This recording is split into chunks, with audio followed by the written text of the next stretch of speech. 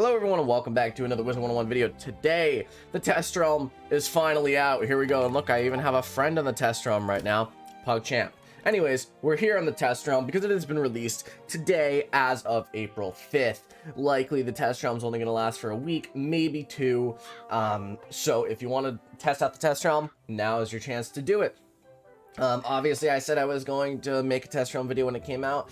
Today's test realm, I think what I'm going to do is today's test realm video is going to be me going over the notes. I don't really know if I am going to be showing off certain aspects of it yet, because realistically certain aspects of it, like, I don't really need to show off. It's pretty self-explanatory. I'm just going to go over my the patch notes. Let me tell you my opinions on it and whatnot. So first things first, let's open up this. First, I'm going to, you can see I'm cutting it off weirdly because I don't want to show my username. I'm showing you how to get the test realm because people ask this. What you do is you need to have a membership or a $5 purchase in the last month. So that's $5 or crowns, whatever. You sign in and then you click on the Wizard101 logo at the top left and it'll bring you to the main screen. Let's see, I can do that right here. Yeah, you can see. And then up here it says members only sneak peek.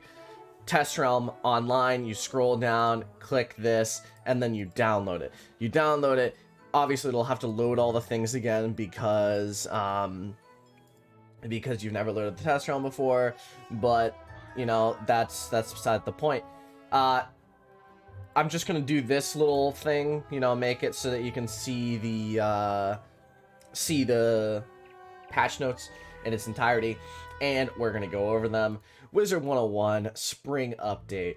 All right, there's a fresh spring aroma in the air, and it's not just Nana baking cookies over in caramel. To celebrate freshly cut grass in Wizard City, flowering fields across aeroplanes, and the yummy caramel cookies, this year's spring update is now on test realm for all subscribing wizards. This update introduces many new items, event rewards, and improvements on many adventure systems. A couple new skeleton key bosses also await you. Need a friendly guide to explore it all. We've also added new social systems with more to come.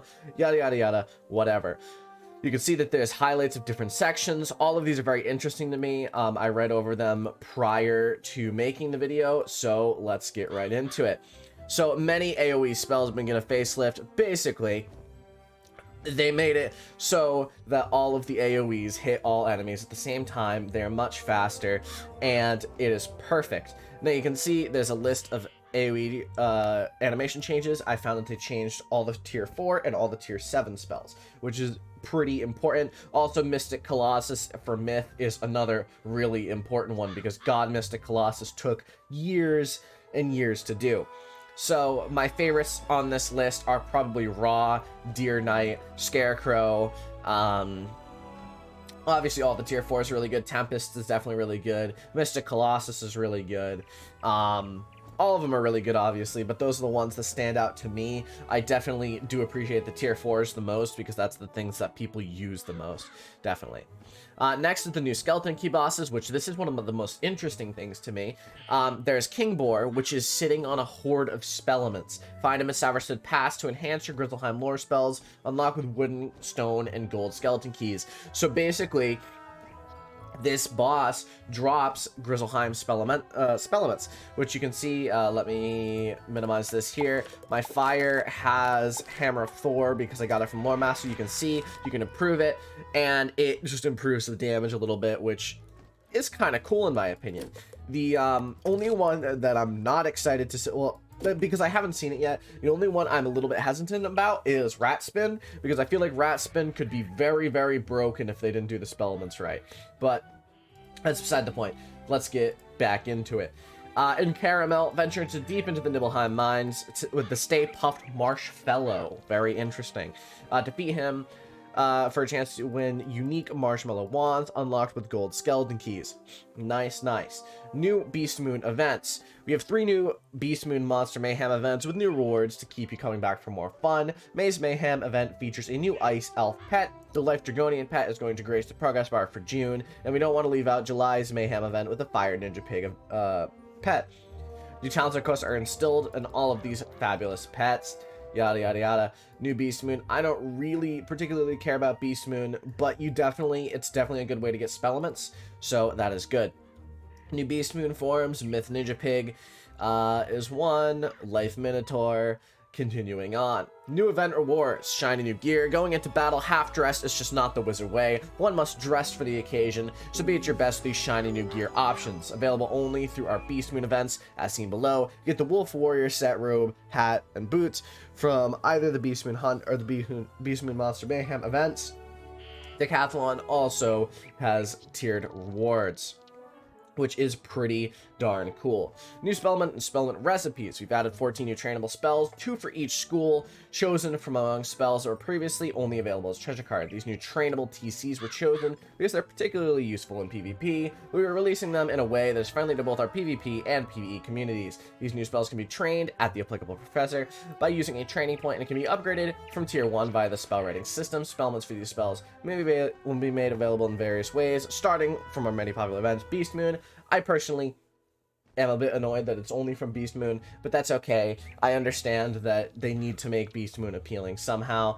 But before we get into the rest of the patch notes, let's go check out these new spells because I haven't really seen them all yet. So I'm definitely interested in what ones they do. Never mind the loading screens. The loading screens are going to be long because obviously I've never loaded the test realm on this computer, so it takes a long time because it's loading in everything. I don't know why it's loading in Safari right now. I would prefer it loaded in Ravenwood.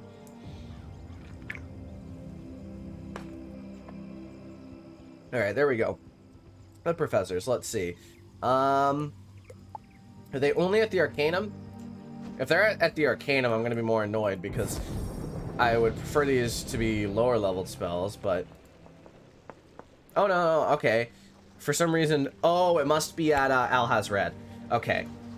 So you can see Thermic Golem here is actually, that is obviously a very PvP-based thing. It has Thermic Shield and is a 4-5. That's actually a really good spell. I really like that. Stormwing, that's very interesting as well. Oh, so it's like a timed overtime. That's very interesting. I don't know what Heartburn is, but...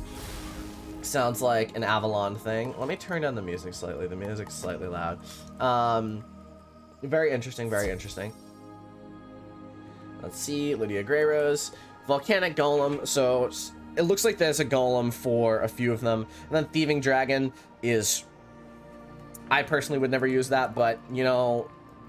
It can definitely be useful in PvP. I can see how it would be useful. Stealing someone's shield and then doing a little bit of damage to them. Does that theoretically remove 2 shields? If it steals a shield and then does damage to remove a shield, that could be really useful. Okay, we see here we have this Scarab, which does some stuff. And then the Golems. So it looks like the Golems are commonplace throughout. Let me remove these spells from my deck. But real quick, let's go into the spell elements and look at them. The Golem, let's see. Okay, you can upgrade damage. That's about to be expected. Pretty cool, pretty cool. And then this Scarab, which also you upgrade the damage. I don't really... There's significantly less point in upgrading this than there is upgrading this. But not bad, not bad. I find these really interesting. I'm assuming Lauren's not going to have... Lauren's definitely not going to have them. It's going to be Dorgan. Let's just check out the rest. I have a feeling that all of them are going to be similar to what we've seen. I'm not going all the way to Krokotopia. I just want to check out the ones that are right here. Vermin Virtuoso, that's pretty cool. I like that one. And then a Golem, yep, the Golem. So the Golem one is a way to do damage and get the shield on yourself, which is definitely very interesting and adds a new element to PvP, I think. I personally don't really care about PvP, as you know, so these changes don't really affect me, but there's definitely interest in them. Infestation, okay, and then Legend Golem. Alright, so about what we expected. I'm assuming Death will be the same, except it will be, what, Death Scarab or whatever, and then the Death Golem. And I don't know about balance, but I don't really care. That's those spell changes out of the way. Let me go back to Wizard City, because the music here is not nearly as cool as in Wizard City. Let's go back right up next to Joshua Wormstorm here. Alright, back to window capture. Alright. So we saw those. Those are pretty cool. You get them through Beast Moon. Okay. This one is the one that people were nervous about, and something I wasn't particularly nervous about, but something that is meh. So basically what it is that they're putting a cap on the damage to make it so that the damage is significantly less skewed upwards. So basically what they did is you earn 1% damage plus for 1 stat point, which is obvious. That's how it's worked since the dawn of time. But now it works up to a certain point, which they call the intersection, which transitions the stat curve to approach a limit. So, for example, the damage intersection for PvP, or for PvE, sorry, is 150. And then the damage limit is 200, which means that you can get up to 150 very easily, and then anything after 150 is diminishing returns, and it's very, very, very hard to get to 200. Resist, obviously 100 is fine, that works. For PvP, they're trying to make it a bit more balanced by making it so that the damages aren't too overbearingly high, same with the resistances. I personally think this is a decent change. If we look at my fire, I mean, obviously it still says I have 165, but basically that means that I'm actually doing probably closer to 159, maybe? I don't really know how the approach limit works, but definitely diminishing returns. Pure stat still works as normal. So we'll skip over the rest of that. I think that personally, that's a decent change. I definitely is, I think it's okay, and I think over time, definitely will continue, that cap will be continued to raise as time goes on. Next is the spell audit. Our spell audit continues. The goal of the spell audit is to ensure all spells passed adhere to the same standard designs. That those standards are documented, and that all future spells can adhere to the same standards, yada yada yada. The majority of the audits in this update fall on the 0 pip spells for all school, as these spells are typically the building blocks of higher rank and latter day spells. First and foremost, and I dislike this one, in order to address creeping game balance and school disparity issues, all blades have been standardized to plus 35. I don't think that this was necessary at all. I think that a lot of the blades were decently well balanced, and I liked how they worked. I think that the different schools having different blades not only made sense, but were interesting, and it worked out. Same with all traps being standardized to 30. It made it so that there was a reason to use traps, because different schools had different benefits to using traps, right? So, you know, I just think that the change was completely unnecessary. But whatever, KingsIsle, do you. Balance blades and traps, because of the universal type damage and are easily stacked, remain at plus 25%. That is fair. That one I expected. I like that one. Similarly, all global damage spells, also known as bubbles, have been standardized to plus 25%. The thing that I don't like about this is that there was differences for a reason.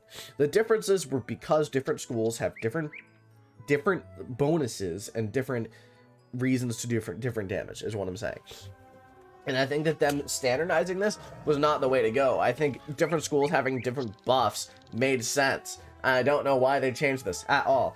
My brain is blowing up because it's like, okay, you want to remove... One of the things they've talked about removing is how all the schools are starting to feel the same, and they want them to feel different.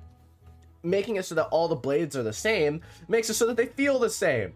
I don't know if this is just me, but I think this is pretty stupid. Anyways, the treasure cards are unchanged. Okay, fair. Whatever. We've also audited a large number of many cast spells, primarily to address bugs in the trigger logic that were causing these spells to trigger more often than intended. For this issue, see the dev notes, whatever. Alright, moving on from that, so I stopped complaining. Shadow gauge feedback changes. We've improved the shadow gauge to give you a more precise look at exactly how full your shadow gauge is.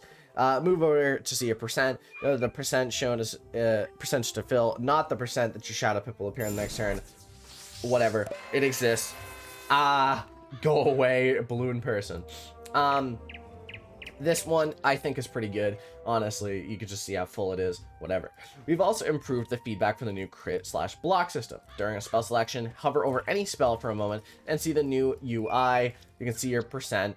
Whatever. If you have a healing spell, you'll see your chance to crit heal on your teammates' nameplates. Okay, so before we go into that, let's go see that change, because that one's interesting to me.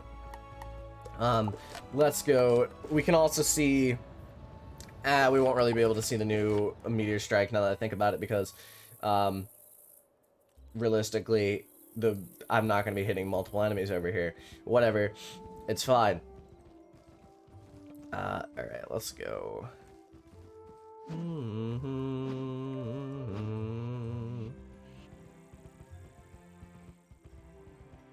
Hello, Lost Soul. And hello, Cody Lifegiver.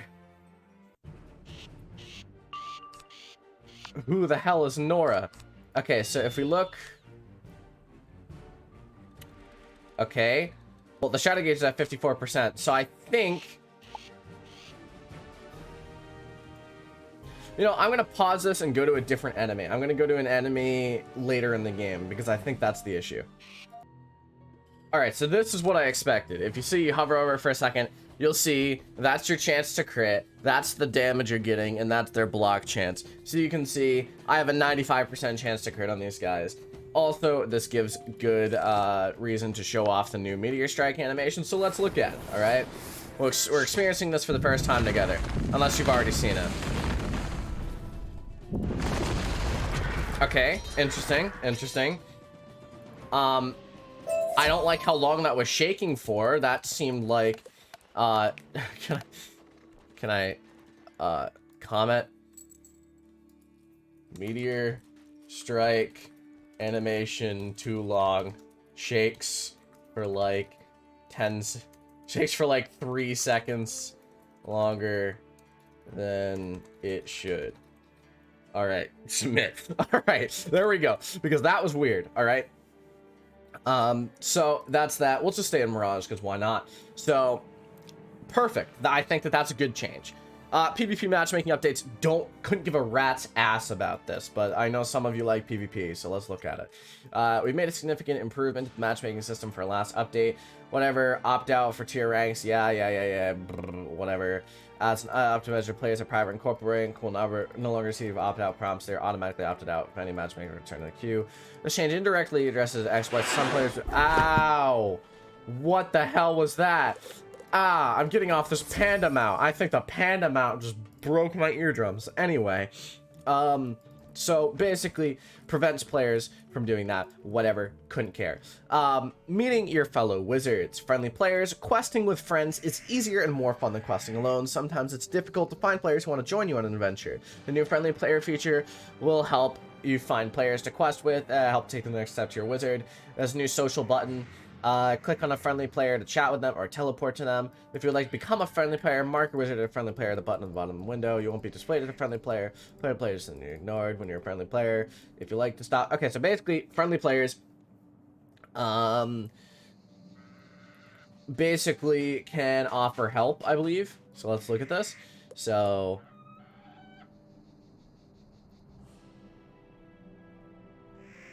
Okay, so basically this is useful for other people to quest with. So say I was doing something like